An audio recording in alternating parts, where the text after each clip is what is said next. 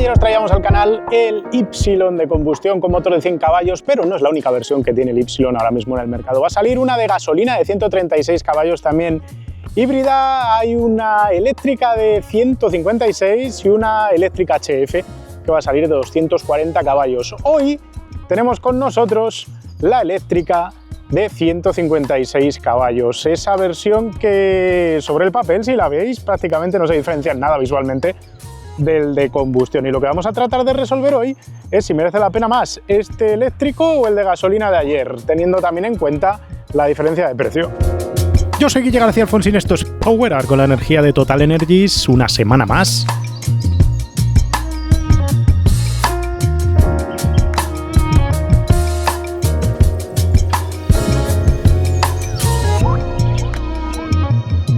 Y hoy os traemos la prueba del Y eléctrico con batería de 48 kWh útiles y 156 caballos disponibles en las ruedas delanteras. Una continuación del vídeo de ayer del Y a combustión híbrido.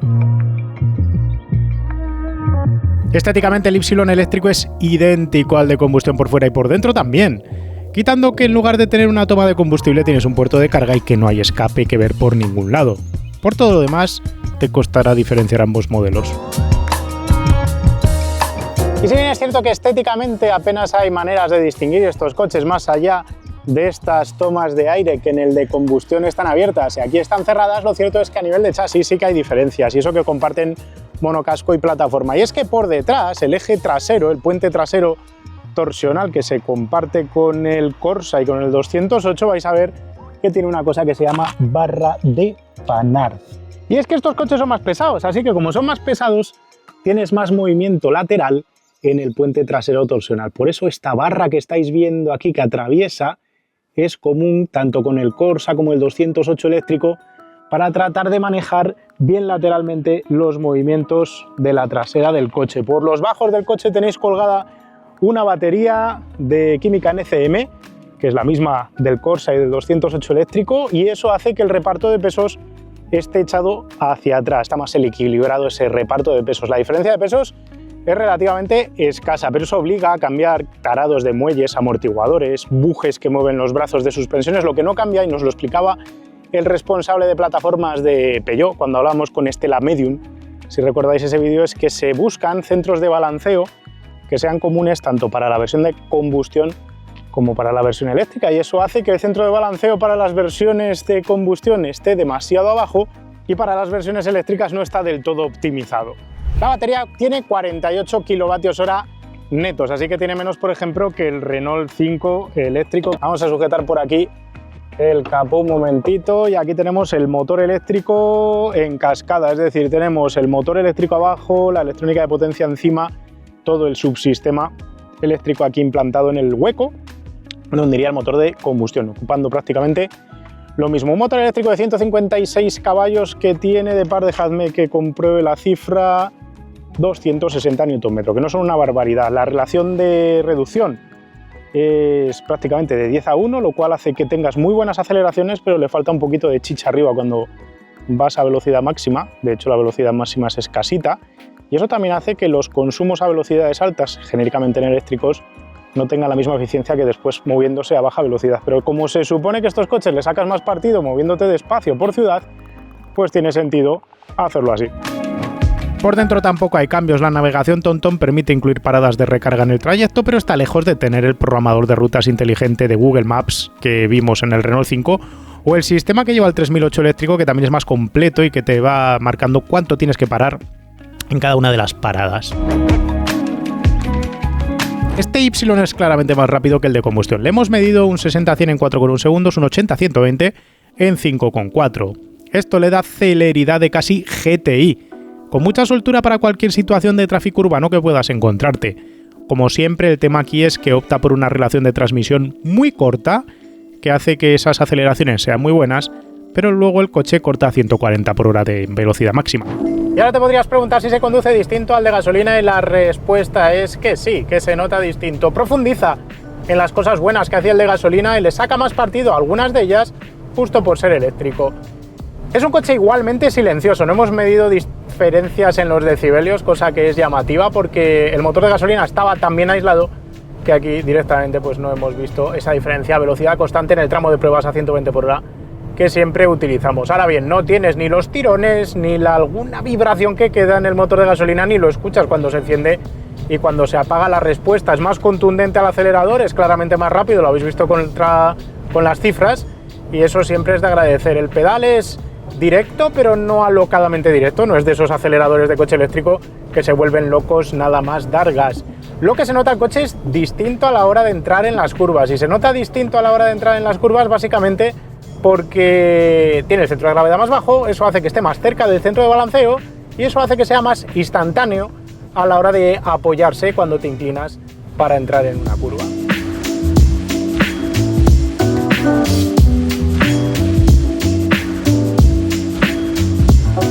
Así que tenemos una dirección que es más inmediata cuando sales de la parte central y empiezas a meter el coche en los apoyos, una carrocería que inclina menos y una suspensión que se nota más magra, más dura, más sólido el coche imantado contra el suelo. Tiene algún toque seco del tren trasero que está un pelo mejor aislado en la versión de combustión, y se notan algo más los 150 kilos extra echados hacia atrás que tiene este coche respecto al de combustión cuando juegas un poco con las inercias a lo bárbaro. Pero por todo lo demás, la pisada me gusta más del eléctrico, justo por esa sensación de inclinar menos, girar antes más, aunque no es un coche de talante deportivo. Respecto a un E208 que probábamos frente al 206 RC no hace mucho tiempo en el canal, pues se nota eso, un poquito más durito y con un volante más grande, redondo, natural, menos elástico, electrónico de PlayStation. Y esa parte me gusta. No tiene ese carácter un poco más deportivo que sí tiene el Renault 5, que es más duro, más seco, algo menos rebotón del tren trasero seguramente el Renault 5, ni tampoco tiene el carácter deportivo de un Mini Cooper, que vendrá muy pronto por el canal, ese Mini Cooper eléctrico, que también es más instantáneo, más car, más sequete, menos cómodo. Este coche, digamos que tiene un rodar más distinguido y le sienta bien ser eléctrico. La calidad de acabados, la calidad de materiales, la sensación general interior es la misma de la versión de combustión. Es curioso y llamativo que no haya ni una sola diferencia. Lo único que hemos visto en esta versión eléctrica respecto a la de combustión es que hay algún grillo por aquí, después de haber dejado el coche aparcado al sol un rato, que entra dentro del habitáculo y que la otra unidad directamente no tenía. Y puede ser una falta más bien de uniformidad en los acabados de unidad a unidad, pero me parece ínfimo ese tema. Lo que sí que me ha llamado la atención ha sido medir los consumos y la eficiencia y la autonomía de este coche, que recordemos tiene 4 kWh menos de batería en cuanto a capacidad que el Renault 5, pero le saca más partido, como vais a ver ahora en las cifras. Este coche es el más eficiente que hemos medido hasta la fecha desde que estrenamos nuestro procedimiento y protocolo de medida de consumos.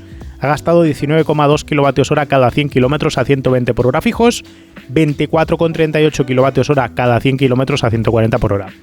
A pesar de que la batería solo tiene 48 kWh de capacidad neta, con estos consumos empata las cifras de autonomía del Renault 5. Con el Y eléctrico puedes hacer un viaje largo con un primer stint de 225 km parando media hora y luego intercalando tramos de 175 km con paradas de media hora. Esto le deja en empate técnico con el Renault 5, que copia prácticamente la misma procesión de viaje. Si subes el ritmo a 140 por hora, el primer stint sucederá a los 177 km con una parada de media hora y luego tramos de 138 km cada parada de media hora para volver a cargar. De nuevo se copia el ritmo de viaje de un Renault 5 a la milésima. Otra cosa interesante a ver aquí es que para cubrir un viaje de 500 km te costará el mismo tiempo hacerlo a 120 por hora que a 140. Y te costará lo mismo con el Y eléctrico que con el Renault 5. Aquí las diferencias son irrelevantes. En uso mixto le hemos medido 13,5 kWh cada 100 km, lo que nos dice que puedes completar una rutina de 50 km diarios casi 8 días antes de tener que volver a cargar el coche. O lo que es lo mismo, puedes tener el coche semana laboral y media sin tener que enchufarlo. Me queda por hablar de alguna cosa más, como el tacto del pedal de freno. Tiene la misma problemática de la versión híbrida porque debe de utilizar el mismo tipo de servofreno y mezclador entre freno regenerativo y freno mecánico. La realidad es que frena mejor que algunos eléctricos como los del grupo Volkswagen. Me gusta más el tacto del pedal porque me parece más fácil atinar con la potencia de frenada, aunque la regeneración no es siempre consistente. A veces regenera de menos, a veces regenera de más, y eso te puede llegar a sorprender. Y sobre todo ahora, por ejemplo, que vamos a llegar a un stop, quiero parar el coche del todo porque es exactamente eso, un stop. Entonces te vas aproximando y es el último metro el que es difícil de modular porque te va quitando regeneración, y eso hace siempre que tengas ese último bamboleo cuando estás parando el coche que no termina de ser del todo confortable. Es mejor un freno tradicional que un freno de estos, y al final aquí no hay una problemática de decidir mejor el coche de combustión que el eléctrico, porque como los dos comparten la misma problemática, pues sencillamente no hay diferencia. Son los mismos faros los que lleva, es el mismo control de crucero adaptativo con mantenimiento de carril el que tiene el coche, así que ahí tampoco hay diferencias, y tiene el mismo sistema de reconocimiento de señales, que no iba bien el de combustión y aquí tampoco va bien cuando hay muchas señales consecutivas. Se empieza a mezclar los carriles de salida, los de acceso, la autovía principal, les señales donde no debe, y eso hace que al final te encuentres con que a veces te canta que vas demasiado rápido y sencillamente no estás yendo demasiado rápido, solo es que ha leído mal las señales. Lo cual es una puñetería porque los avisos acústicos acaban molestando. Hay ciertos equipamientos que para ser un coche eléctrico del precio que tiene este coche, creo que deberían de ser de serie y no son de serie. Para empezar, por ejemplo, no tiene asientos calefactados como equipamiento estándar, cosa que me parece vital en un coche eléctrico para ahorrar consumo energético en cuanto a la climatización. No tiene, por ejemplo, tampoco de serie el acceso y arranque sin llave, tienes que pagarlo aparte. Todos esos pequeños detalles en un coche que ya es caro de por sí, que es más caro que un E208 o que un Renault 5, hacen que sea difícil justificar ese diferencial de precio solo en base a la marca, porque la marca al final no tiene un valor agregado. Así como Mini mola decir que tienes un Mini, Lancia todavía no está en esa fase de poder decir que mola que tengas un Lancia y que por eso te puede pedir más dinero. Tienen que invertir mucho en marketing durante muchos años antes de que alguien se pueda plantear siquiera que solo por el hecho de que sea Lancia merece la pena pagar más por tener un Lancia. Las conclusiones aquí son sencillas mientras no esté aprobado el nuevo plan MOVES, que ahora parece ser que sí que va a estar aprobado de manera inminente. La cuestión es que este coche a igualdad de equipamiento cuesta 11.000 euros más que la versión de gasolina prácticamente equivalente. Cierto es que el gasolina hace más ruido, es menos cómodo, es menos rápido y sale más caro kilómetro a kilómetro, pero para cubrir 11.000 euros de diferencia se nos antoja harto complicado. De hecho, he hecho números de los ahorros que tenéis y es que al año, si hacéis 12.000 kilómetros, estamos hablando de que ahorráis con este coche respecto al de gasolina unos 840 euros, o sea que necesitaríais más de 11 años para compensar la diferencia. Si metéis el MOVES de por medio y os dan 4.500 o 7.000 euros como bonificación por comprar el eléctrico, la cosa se simplifica mucho y puede ser que en 5 años hayáis compensado el diferencial de precio ganando las ventajas que tiene este coche en cuanto a comportamiento dinámico, aislamiento sonoro y pegada. Frente a la competencia y una vez igual a ese equipamiento, el Y es 3.000 euros más caro que el 208 eléctrico equivalente, con el que comparte batería y motor. Y es a su vez 2.000 euros más caro el 208 que el Renault 5, así que el Y y el Renault 5 se llevan 5.000. Frente a los coches de Stellantis, el Renault 5 tiene claramente peores plazas traseras por espacio, un pelo menos de eficiencia energética, pero gracias al extra de batería neta, clava con ellos autonomía y tramos de viaje entre recargas. La ventaja del Renault 5 está en su sistema operativo Google, que ofrece una mejor navegación inteligente. Es más durete de suspensión, lo cual te puede gustar, es algo más dinámico y también es menos seco del tren trasero gracias a usar un sistema McPherson atrás. Además tiene intrínsecamente algo más de deseabilidad, que esto es un intangible difícil de contar.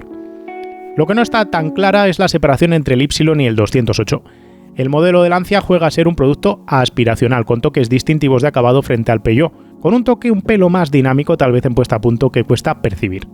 Pero la diferencia es tan nimia que se queda más en una cuestión de si prefieres volante redondo y mandos físicos en el Lancia o prefieres ese ambiente más tecno del 208.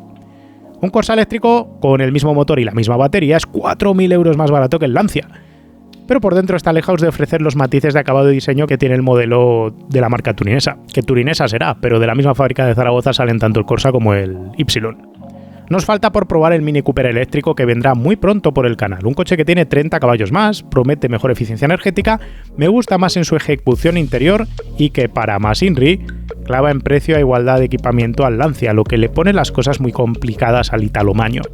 El tema es que después de haber visto todos estos rivales se me hace complicado entender que Lancia vaya a vender muchos de estos coches. No porque sea un mal coche, sino porque la papeleta es complicada para Lancia. Tiene que hacer un gran esfuerzo de promoción para empezar a mover estos coches más allá de los que pueda vender en Italia. Ya hemos visto en el vídeo de ayer que las ventas iniciales no estaban siendo especialmente buenas. Un Mini eléctrico tiene mucho mejor plantel por conocimiento de nombre y percepción de la gente en la calle, antes de comprarse este coche, lo cual se lo pone bastante complicado. Ocurre algo parecido con el Renault 5, aunque este coche sea un poco más chic, lo tiene complicado para postularse como una alternativa a ese Renault 5 que empieza a verse ya mucho por las calles, mientras este coche está vendiendo la quinta parte, literalmente. Frente al 208 y el Corsa, frente al 208 tiene complicado justificar su extra de precio, pero al menos tiene volante más redondo, tiene mandos físicos y ese enfoque un poquito mejor acabado por dentro. El Corsa es mucho más básico, pero también es mucho más barato y creo que va dirigido a otro tipo de cliente. Me quedo con muchas ganas de probar ese HF eléctrico, porque esto que hemos visto aquí promete mucho sobre cómo puede llegar a ir ese HF eléctrico, que creo que puede ser realmente delicioso e interesante como compacto utilitario, mejor dicho, deportivo. Pero por todo lo demás, vuelvo a lo que os dije ayer, tiene que hacer mucho esfuerzo Lancia para tratar de empujar estos coches a los precios a los que los pretende vender, porque si no va a ser muy difícil que la gente, por voluntad propia, vaya a un concesionario de Lancia y pregunte por el nuevo Y, lo cual es una pena porque este Maño, porque está hecho en Zaragoza, es un buen producto, quitando sus peguillas que siempre encontramos. Y ayer ya grabábamos en el vídeo del Y de combustión, Ys nuevos de combustión e Ys viejos, y hoy lo que vamos a hacer es quedarnos solo con el Y eléctrico del último año para ver si ya hay unidades en la red comercial de este coche buscando dueño. Vamos a poner aquí 24, 25 y lo que vamos a hacer es poner aquí eléctrico, que para eso tenemos el filtro. Y nos salen por aquí ofertas de renting, 3 ofertas de renting que nos vamos a saltar. Y tenemos un eléctrico con 3.100 kilómetros en 29.500 euros. Así que en principio solo hay uno. Parece ser que Lancia de momento no ha enchufado unidades a la red. Me encantan estos asientos con este tono entre... Bueno, lo voy a llamar teja. Me parece que es teja. Y había uno que tenía extendido este material de los asientos por este cacho de neopreno de las puertas y esta zona de aquí central. Parece maravilloso y me recuerda un montón al Beta de Lancia. En fin, uno que está por debajo del precio, este está en Mollet del Vallès, está por debajo del precio de comercialización, pero es la única unidad que hemos encontrado con entrega inmediata, lo cual es positivo para Lancia por el momento, porque no está cargando la red con coches. En fin, esto es todo lo que os quería contar. Abajo en los comentarios podéis dejar todas las preguntas y cuestiones que queráis. Si queréis preguntarnos, yo qué sé, cómo va este tema de la comparación de consumos entre distintos eléctricos, o nos queréis contar cuántos Y creéis que va a vender Lancia, pues nos lo podéis dejar ahí abajo y podemos charlar animadamente. Entre tanto, yo no tengo nada más que deciros, dejadnos un me gusta si os ha gustado este vídeo, un poco extraño, un poco raro, un poco corto, y yo no os cuento nada más. Os veo pronto con otro vídeo de otro coche. Un saludo.